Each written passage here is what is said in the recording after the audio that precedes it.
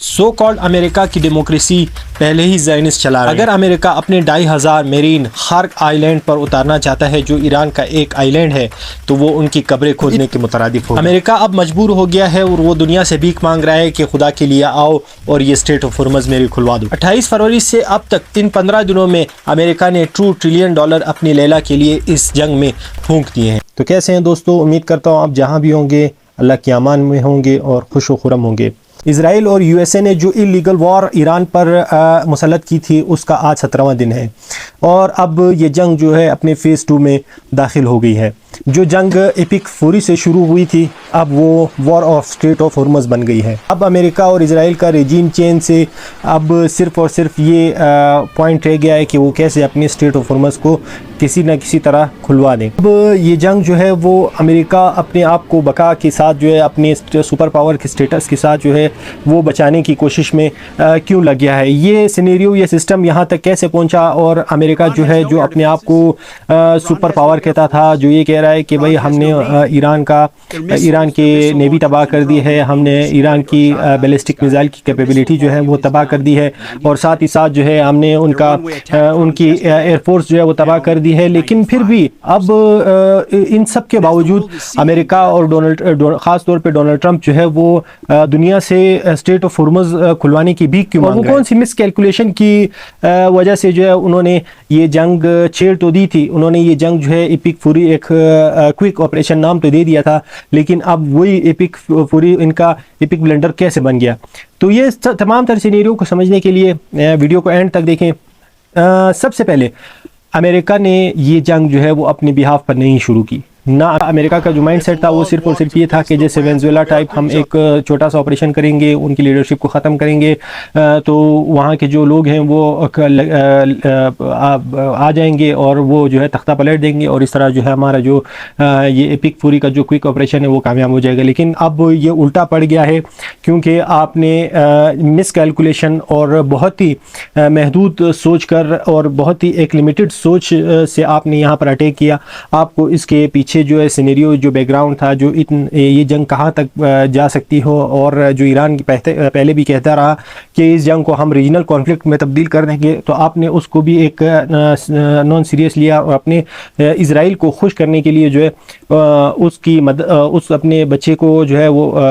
उसके फेवर में आप आ गए, आपने अटैक कर दिया बग़ैर किसी कैलकुलेशन के, बग़ैर किसी प्रिपरेशन की। तो ये अब अमेरिका की सबसे बड़ी गलती यहाँ पर यह है कि उसने सिर्फ और सिर्फ जो है वो इज़राइल के कहने पर ही अटैक किया था। अब वो इसमें खुद फंसता चला जा रहा है और ब्लंडर होते जा रहे हैं। जैसे कि आप देख रहे हैं एक तरफ डोनाल्ड ट्रंप जो है इस टाइम डोनाल्ड ट्रंप के दो चेहरे नज़र आ रहे हैं। एक ये चेहरा है कि वो हमेशा जो है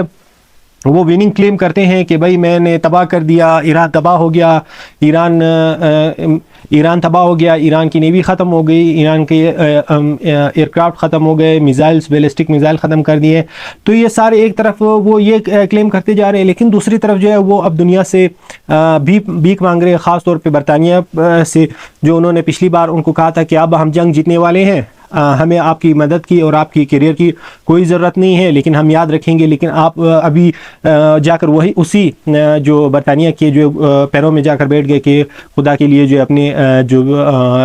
जो एक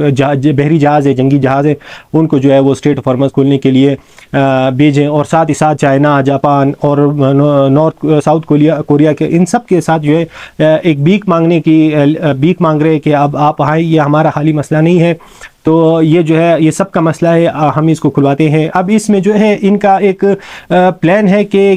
इस तमाम तर ममालिक को जो है इस जंग की तरफ घसीटा जाए, लेकिन अनफॉर्चुनेटली जो है वो न चाइना ने और फ्रांस ने तो मना ही कर दिया कि हम ये आपने ये रायता जो गोला था अब इसका भुगतना भी आप खुद ही करें, हम इस जंग में नहीं आएंगे। स्विट्ज़रलैंड ने भी इस चीज़ से बिल्कुल मुकम्मल तौर पर इनकार कर दिया है और साथ ही साथ जो बरतानिया है उसने कहा हम इस तमाम तर सिनेरियो को देख रहे हैं, इस तमाम तर सिस्टम को देख रहे हैं। और साथ ही चाइना जो है वो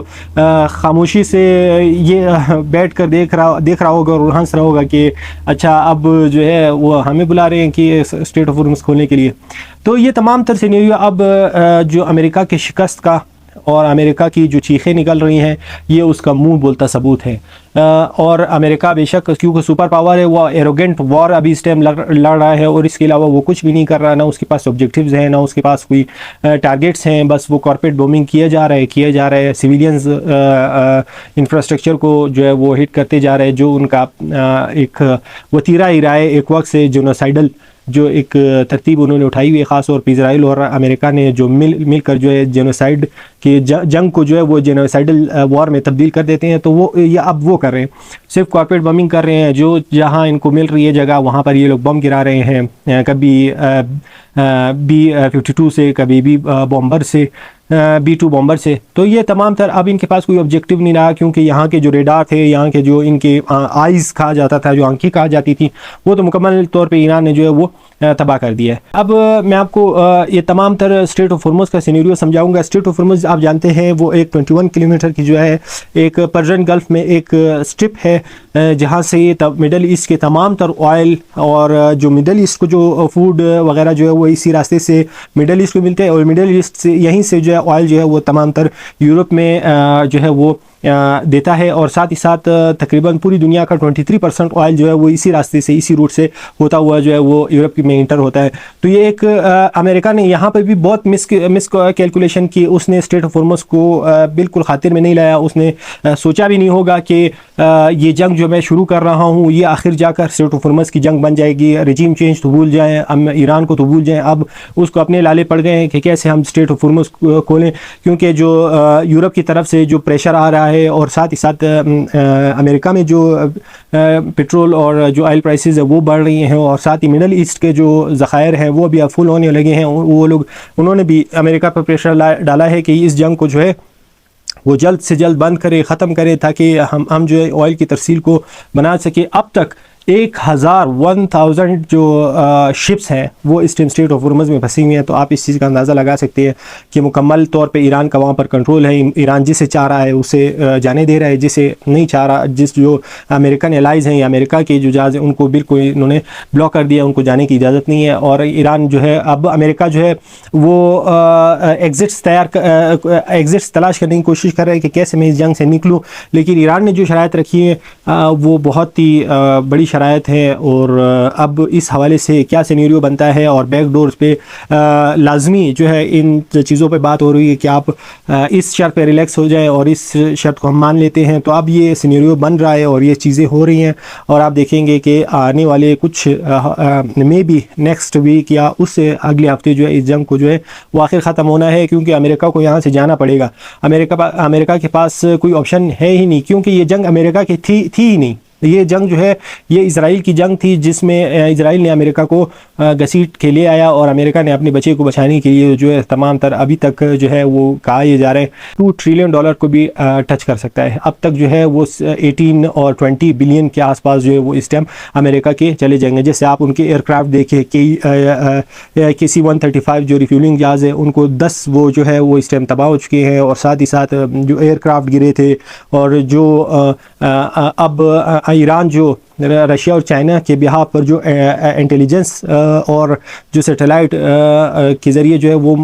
एग्ज़िट टारगेट को हिट कर रहा है, और साथ ही साथ जो इंटरसेप्टर इजराइल वगैरह में ख़त्म हो रहे हैं। तो आप ये अमेरिका को बैक्स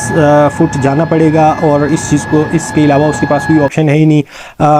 क्योंकि जो 2-3 ऑप्शन मैंने पिछले वीडियोज़ में आपको बताए थे, अब वो आहिस्ता आहिस्ता जो है वो ख़त्म होने की तरफ आ रहे हैं। क्योंकि न्यूक्लियर ऑप्शन अगर वो इस्तेमाल करता है अमेरिका, तो इसका भी बहुत बड़ा, क्योंकि ईरान टूटेगा तो नहीं, चाहे आप न्यूक्लियर भी मार दें, ईरान जो है वो अपने रेजिस्टेंट टुकड़ों टुकड़ों में हो जाएगी, लेकिन वो अपने रेजिस्टेंट जो है वो बरकरार रखेगा। और साथ ही साथ जो है इस चीज़ का तो वो ही नहीं है, क्योंकि इस चीज़ से तमाम तर दुनिया का जो एक जो ग्लोबल सिस्टम बना हुआ है वो मुकम्मल तौर पे तब्दील होकर रह जाएगा। तो ये एक ऑप्शन था। जो मेरीन्स का मैंने आपको बताया, अगर वो 2500 मेरीन्स जो है वो खार्क आइलैंड पर उतार देता है तो ईरान के लिए वो बहुत सॉफ्ट टारगेट हो जाएगा। और साथ ही साथ अब जो है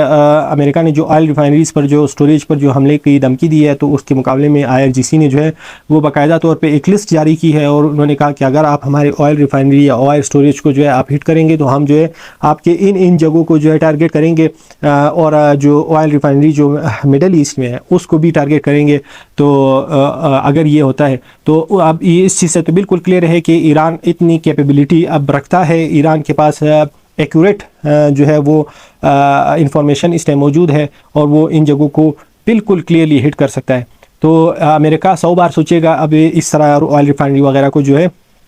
हिट करने से पहले। अब इन तमाम सिस्टम में जो ईरान ने जो कल रात जो अटैक किया है वो इंतहाई ख़तरनाक अटैक था, तल अवीव में और हाइफा में, और साथ ही साथ जो है मिडल ईस्ट के ममालिक में, इराक़ में, बगदाद में जो अटैक किए थे।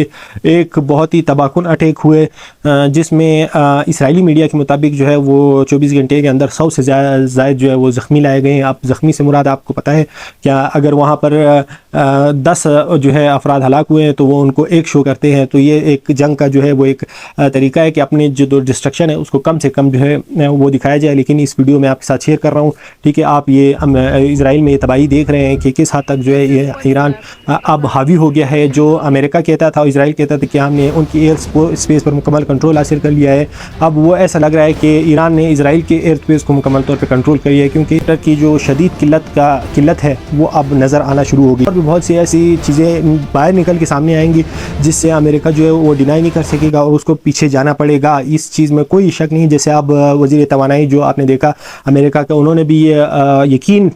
से कहा है कि ये जंग जो है वो अगले कुछ हफ्तों में ख़त्म हो जाएगी और हालात जो है वो नॉर्मल पर आ जाएंगे। लेकिन अब हालात नॉर्मल आने पर जो है वो ईरान का सबसे बड़ा जो है वो किरदार होगा। ईरान जो है वो उन शराइत पर मानेगा से ईरान मुतमईन होगा। अब उन शराइत पर बात होगी और उन चीज़ों पर अब जो बड़े ममालिक हैं और ज़िम्मेदार ममालिक हैं वो इस चीज़ में जो है वो सबसे अहम किरदार अदा कर सकते हैं।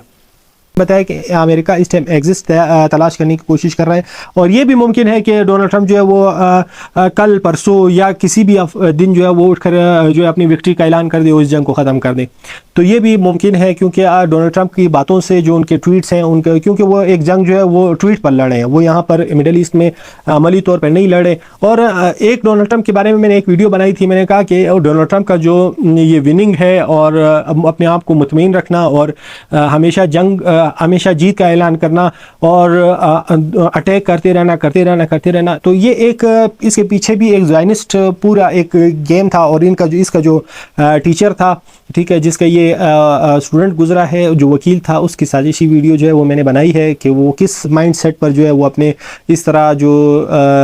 कुलीग्स थे या जो शागिर्द थे उनको तैयार करता था। अब वो आप देखेंगे कि जो बातें मैंने वहाँ पर की हैं हूबहू जो है वो अमेरिका के डोनाल्ड ट्रंप का जो माइंड सेट है, जिस तरह वो बातें कर रहे हैं, जिस तरह वो बचकाना हरकतें कर रहे हैं, जिस तरह वो ब्लंडर्स कर रहे हैं, वो तमाम तर उसी का एक पहलू आपको नज़र आएगा। तो आज तक के लिए इतनी वीडियो, इंशाल्लाह जो भी आगे अपडेट आती रहेंगी वो आपके साथ में शेयर करता रहूँगा। शुक्रिया।